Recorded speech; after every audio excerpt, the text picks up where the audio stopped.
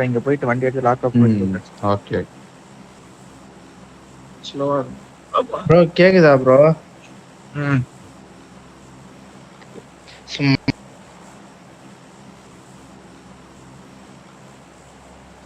எதனா பண்ணிருக்காதீங்க பங்கர். அடி நீங்க வாங்குறதெல்லாம் மறந்து போச்சுன்னு நினைக்கிறேன் எனக்கு தெரிஞ்சு. ப்ரோ ப்ரோ இங்க பாருங்க வெள்ள ப்ரோ, நான் அனுப்புறேன் ஸ்கிரீன்ஷாட் இவர் வாங்கின அடியெல்லாம். நான் எப்ப வாங்கினேன் ஓ அது அது கணக்கு கிடையாது.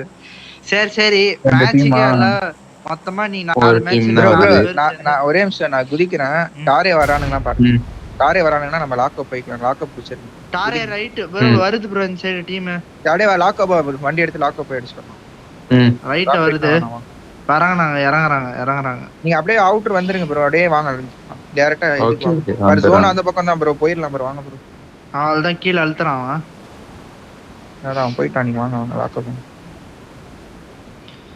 வண்டி பாருங்க இங்க கீழே சிமெட்ரிலாம் வண்டி இருக்கும். டக்குன்னு பாத்து லெஃப்ட் கீழே போயிடாது. அப்படியே பாரு இருந்தா குத்து. எதுவும் லோட் ஆகல ப்ரோ.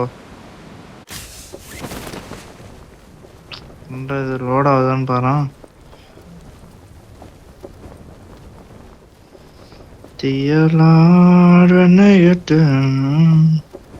யார் ரொம்ப பின்னாடி? லோக்கி மாட்டிப்பே.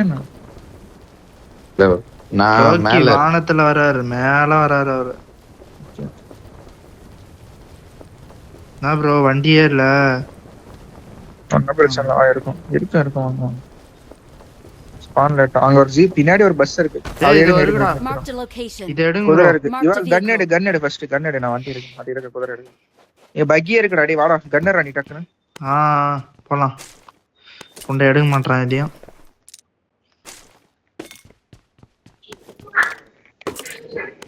லோக்கி பிக் அடிக்கணும் ஸ்டீவ் ப்ரோ. அப்படியே போட்டு அவன கூப்பன் கொடுத்துருங்க. மச்சி வாடா. ஒரு கண்ணு இல்ல ப்ரோ இந்த மொத்த வீட்ல. கிளம்புங்க அப்புறம் அடிச்சுக்கலாம். கிளம்புங்க லாக் அப் அடிச்சுக்கலாம். உட்கார்றோம். எதுவுமே இல்லையாடா? எதுவுமே இல்ல ப்ரோ இத்தனை வீட்ல. இது மட்டும் தான் லாஸ்ட். எடுத்துட்டு போலாம்டா. ஒரே ஒரு கன் தான். போலாம்.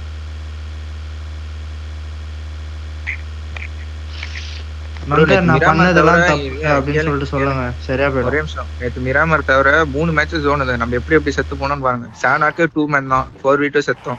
ஃபர்ஸ்ட் மேட்ச் நம்ம இவன் ஏதோ ஹேக்கர்ன்றானுங்க. இதனால அடிச்சிருக்கலாம் அவனை நம்ம கரெக்டா இருந்தா. லாஸ்ட் இயராங்களுமே ஜோன் இருக்கு.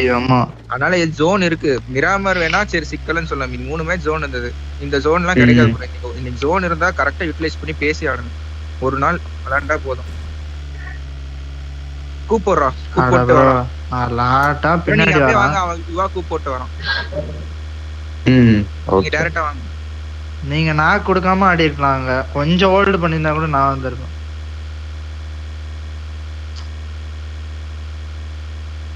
யாரு ப்ரோ?